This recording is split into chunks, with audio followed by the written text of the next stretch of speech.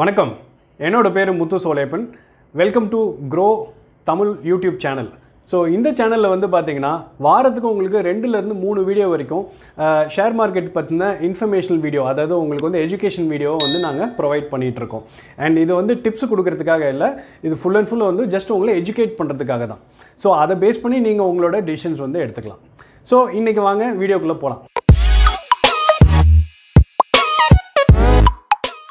இன்றைக்கி டாபிக் என்னென்னா ஒரு ஷேர் மார்க்கெட்டில் எவ்வளோ ஸ்டாக் நம்ம வந்து வாங்கி இன்வெஸ்ட் பண்ணலாம் அப்படிங்கிறது தான் வந்து எல்லார் மனசிலும் இருக்கக்கூடிய ஒரு கொஸ்டின் இவ்வளோ வாங்கலாமா 100 வாங்கலாமா 500 வாங்கலாமா இல்லை இவ்வளோ லட்சத்துக்கு இன்வெஸ்ட் பண்ணலாமா இவ்வளோ கோடிக்கு இன்வெஸ்ட் பண்ணலாமான்னு சொல்லி நீங்கள் கேட்கலாம் ஸோ அதுக்காக தான் வந்து இந்த வீடியோ வந்து பண்ணியிருக்கோம் ஸோ பேசிக்காக வந்து ஒரு விஷயம் நீங்கள் புரிஞ்சுக்கணும் எல்லோரும் சொல்லுவாங்க தெரியுமா don't invest all the X in one basket don't invest இல்லை டோன்ட் கீப் ஸோ இப்போ இதுலேருந்து என்ன தெரிஞ்சு இது வந்து ரொம்ப சிம்பிளான விஷயம் எல்லா முட்டையும் ஒரே பாஸ்கெட்டில் வச்சிங்கன்னா என்ன ஆகும்னா அந்த எல்லா முட்டையும் வந்து காணாமல் போகிறதுக்கு நிறைய வாய்ப்பு இருக்குது ஸோ 100% ரிஸ்க் இருக்குது அதில் இப்போ அதே மாதிரி அதில் அந்த ப்ராப்ளத்தை எப்படி சால்வ் பண்ணணும் அப்படின்னு கேட்டிங்கன்னா டிஃப்ரெண்ட் பாஸ்கெட்டில் நிறைய எக்ஸை ஸ்ப்ளிட் பண்ணி போடுறது தான் வந்து ஈஸியான ப்ராப்ளம் ஈஸியான சொல்யூஷன் இப்போது அதுக்குன்னு வந்து பார்த்தீங்கன்னா ஒரு முட்டையை வந்து கொண்டு போய் மொட்டை மாடியில் உங்கள் வீட்டோட மொட்டை மாடியில் போய் வச்சுருக்கீங்க அப்படின்னா அந்த ஒரு பேஸ்கெட்டுக்கு பதில் நீங்கள் ஒரு 5 பேஸ்கெட்டில் எல்லா முட்டையும் பிரித்து எல்லாமே மொட்டை மாடியில் வச்சிங்கன்னா என்ன ஆகும்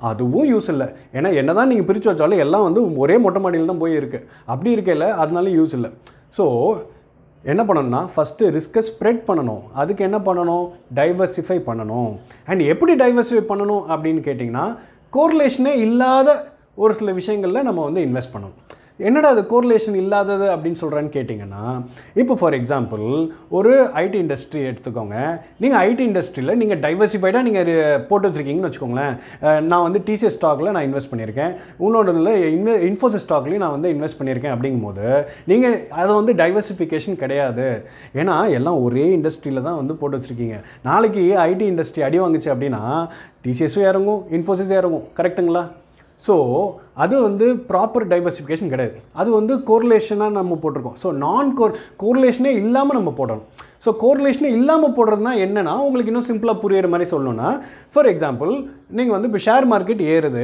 ஏறையில் கோல்டோட விலை இறங்கும் அதேமாதிரி கோல்டோட விலை ஏறையில் ஷேர் மார்க்கெட்டோட இது வந்து இறங்கிக்கிட்டே இருக்கும் ஸோ இதுதான் கோரிலேஷன் ஸோ ஏதாவது ஒன்று தூக்கி விடையில் இன்னொன்று வந்து இறக்கி விடும் ஸோ நம்மளுக்கு ஓவராலாக வந்து நம்மளோட ரிஸ்க் வந்து ஓரளவுக்கு நம்ம பேலன்ஸ் பண்ணிட முடியும் இதுதான் வந்து நம்ம பண்ண வேண்டிய ஃபஸ்ட்டு விஷயம் ரெண்டாவது விஷயம் வந்து பார்த்திங்கன்னா இப்போ நம்ம ஒரு விஷயத்தில் இன்வெஸ்ட் பண்ண போகிறோம் அப்படின்னா அதில் என்ன மாதிரிலாம் ரிஸ்க் இருக்குதுன்னு நம்ம தெரிஞ்சுக்கணும் ஒரு 3 விதமான ரிஸ்க் வந்து நீங்கள் ஒரு பேசிக்காக தெரிஞ்சுக்க வேண்டியது எல்லோரும் தெரிஞ்சுக்க வேண்டியது இந்த 3 விதமான ரிஸ்க் ஃபஸ்ட்டு ரிஸ்க் என்னன்னு பார்த்தீங்கன்னா ஃபர்ம் ஸ்பெசிஃபிக் ரிஸ்க் ஸோ இந்த ஃபர்ம் ஸ்பெசிஃபிக் ரிஸ்க்னால் என்ன அப்படின்னு கேட்டிங்கன்னா நீங்கள் வந்து உங்களோட ஸ்டாக் எல்லாம் ஒரே ஃபர்மில் தான் கொண்டு போய் இன்வெஸ்ட் பண்ணுறீங்க அப்படின்னா அப்போ அதில் என்ன மாதிரி ரிஸ்க் இருக்குதுன்னு கேட்டிங்கன்னா அந்த கம்பெனியோட மேனேஜ்மெண்ட் வந்து ஒழுங்காக கம்பெனி நடத்தாமல் இருந்தாங்கன்னா அவங்களோட சேல்ஸ் கம்மியாகும் ப்ராஃபிட்டபிலிட்டி கம்மியாகும் இல்லை அந்த மேனேஜ்மெண்ட்டுக்குள்ளே வந்து ஒரே சண்டையும் இதுவுமா இருக்குது அப்படின்னா அப்போவும் வந்து டிசிஷன்ஸ் ஒழுங்காக எடுக்க மாட்டாங்க இல்லை அந்த கம்பெனி வந்து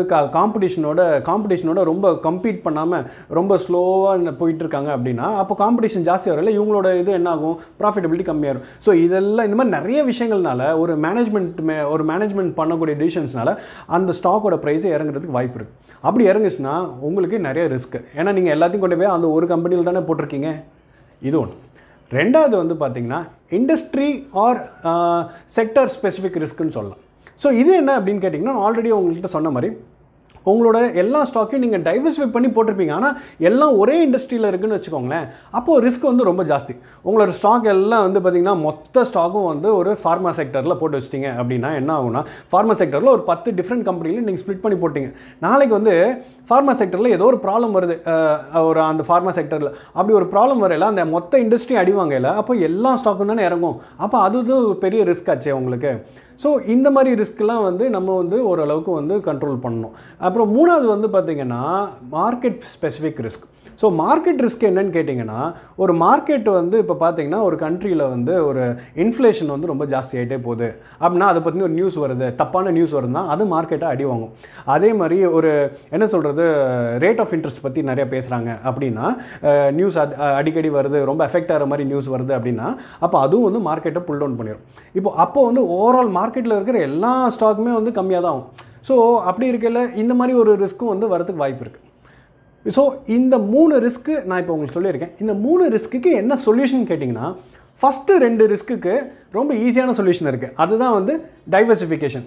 நம்ம ப்ராப்பராக டைவர்சிஃபை பண்ணி போட்டோம் அப்படின்னா, நம்மளை வந்து இப்போ ஒரு ஃபார்மா கம்பெனி ஃபார்மா இண்டஸ்ட்ரியிலையும் போட்டுட்டு, அதே மாதிரி ஒரு ஐடி இண்டஸ்ட்ரியில் போட்டு, அப்புறம் இன்னொன்று பேங்கிங் இண்டஸ்ட்ரியில், இந்த மாதிரி 3-4 இண்டஸ்ட்ரியில் டிஃப்ரெண்ட் கம்பெனிஸில் நம்ம வந்து ஸ்ப்ளிட் பண்ணி போட்டோம் அப்படின்னா, அப்போ நம்ம ரிஸ்க்கு வந்து டைவர்சிஃபை ஆயிரும். அதாவது ஃபர்ம் ஸ்பெசிஃபிக்காகவும் நம்ம போடல, எல்லாம் அதாவது நம்மளோட பணத்தை மொத்தமாக கொண்டு போய் ஒரே கம்பெனியில் போடல, அதே மாதிரி எல்லாத்தையும் கொண்டு போய் ஒரே இண்டஸ்ட்ரியிலையும் போடல. ஸோ டிஃப்ரெண்ட் இண்டஸ்ட்ரீஸில் டிஃப்ரெண்ட் கம்பெனிஸில் ஸ்ப்ரெட் பண்ணல நம்மளுக்கு வந்து டைவர்சிஃபை பண்ணி இந்த ஃபஸ்ட்டு 2 ரிஸ்க்கை வந்து நம்மளால் வந்து ஓரளவுக்கு கண்ட்ரோல் பண்ண முடியும். அது நம்ம கையில் இருக்குது.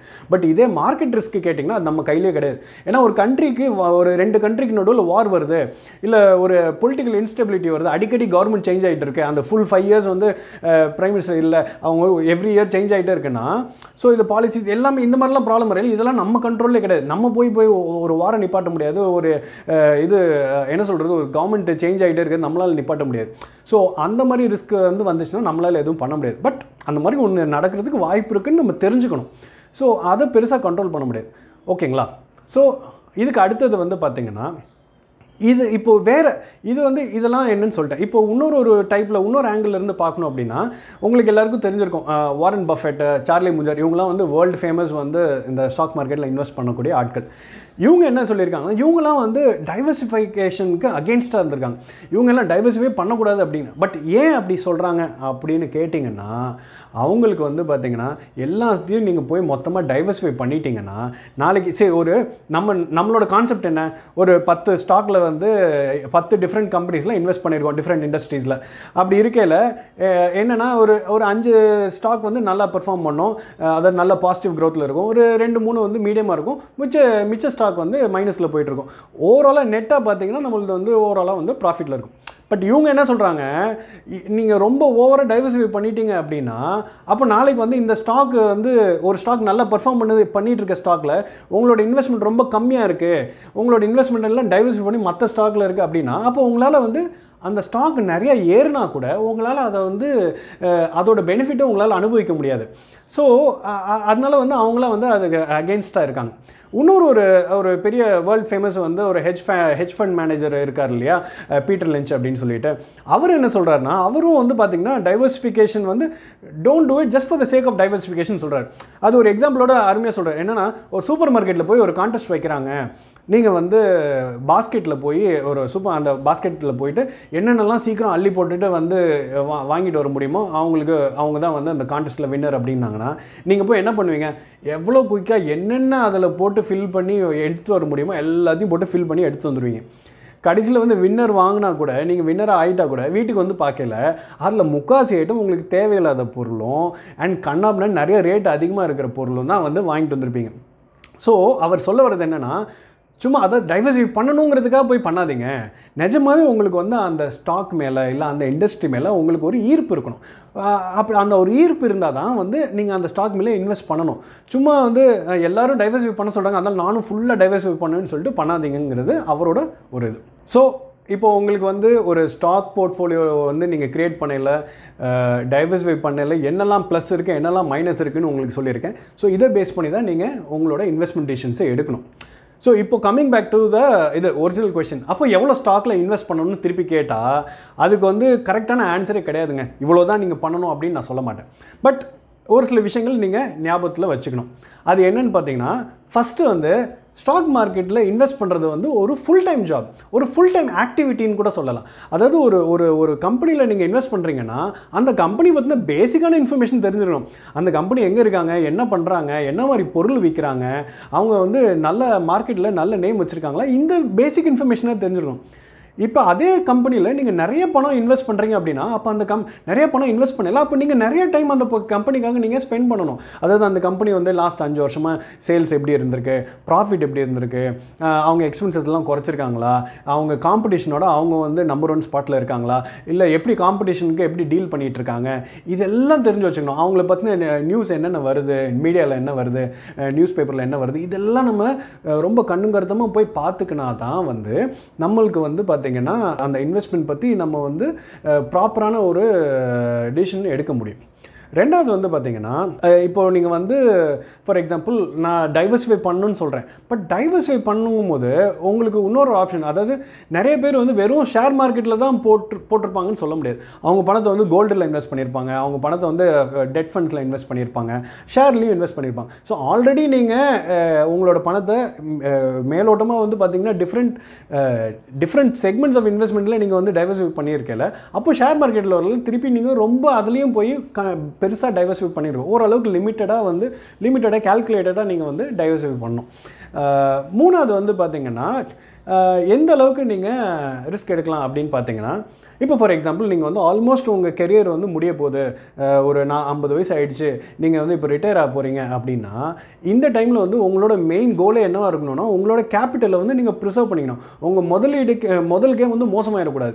ஸோ உங்கள் முதலீடை வந்து நீங்கள் ப்ரொடெக்ட் பண்ணிக்கணும். அப்படிங்கும்போது இந்த மாதிரி சுச்சுவேஷனில் நீங்கள் கண்டிப்பாக வந்து உங்களோட ரிஸ்க்கை வந்து நல்லா ஸ்ப்ரெட் பண்ணி வச்சா தான் வந்து உங்களுக்கு பெரிய அளவில் உங்களுக்கு இழப்பு ஏற்படாது. இப்போ அதே நீங்கள் வந்து ஒரு யங்ஸ்டராக இருக்கீங்க, இப்போ தான் ஒரு 25 இயர்ஸ், இப்போ தான் வேலை பார்க்க ஆரம்பிச்சு, இப்போ தான் சம்பாதிச்சிருக்கீங்க அப்படின்னா இந்த மாதிரி சுச்சுவேஷனில் நீங்கள் கொஞ்சம் கால்குலேட்டட் ரிஸ்க் எடுக்கலாம். ஸோ நீங்கள் ஒரு ஐடியா, ஒரு காமன் சென்ஸை ஒரு லாஜிக்கலாக யோசிச்சு நீங்கள் ஒரு சில முடிவுகள் எடுக்கலாம். சே ஃபார் எக்ஸாம்பிள் வந்து ஒரு போன வருஷம் ஷேர் மார்க்கெட் அடி வாங்கி இருந்தது, ஷேர் மார்க்கெட் பயங்கரமாக இறங்கி இருந்தது.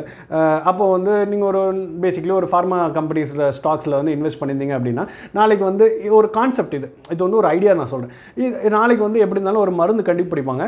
இந்த மருந்து கண்டுபிடிக்கல வந்து ஆட்டோமேட்டிக்காக வந்து இந்த ஃபார்மா கம்பெனியோட ஸ்டாக் ஏறும். அப்படிங்கிற இது ஒரு பேசிக்கான ஒரு லாஜிக்கலான ஒரு விஷயம்.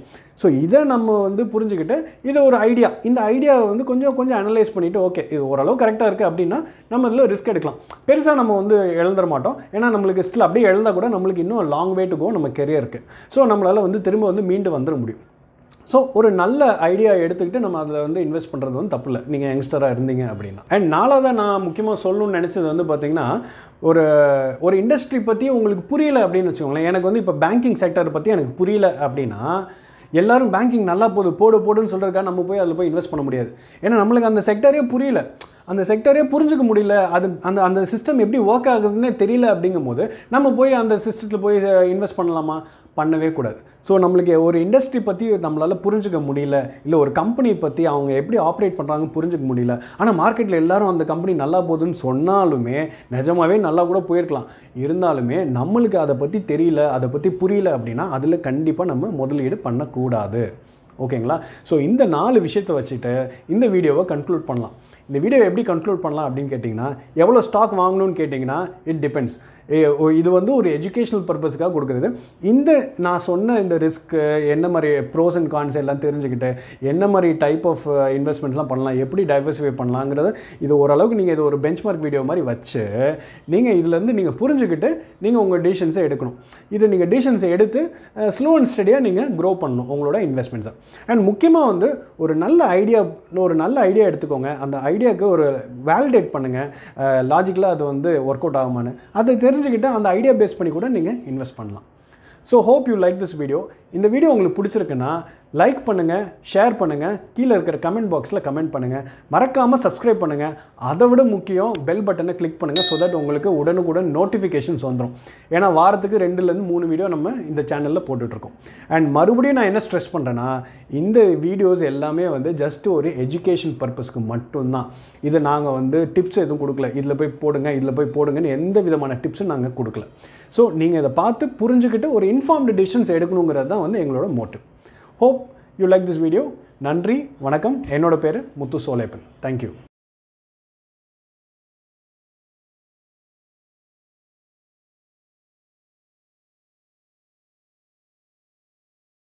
Investment in securities market are subject to market risks. Read all the related documents carefully before investing. Please read the risk disclosure documents carefully before investing in equity shares, derivatives, mutual fund, and or other instruments traded on the stock exchanges.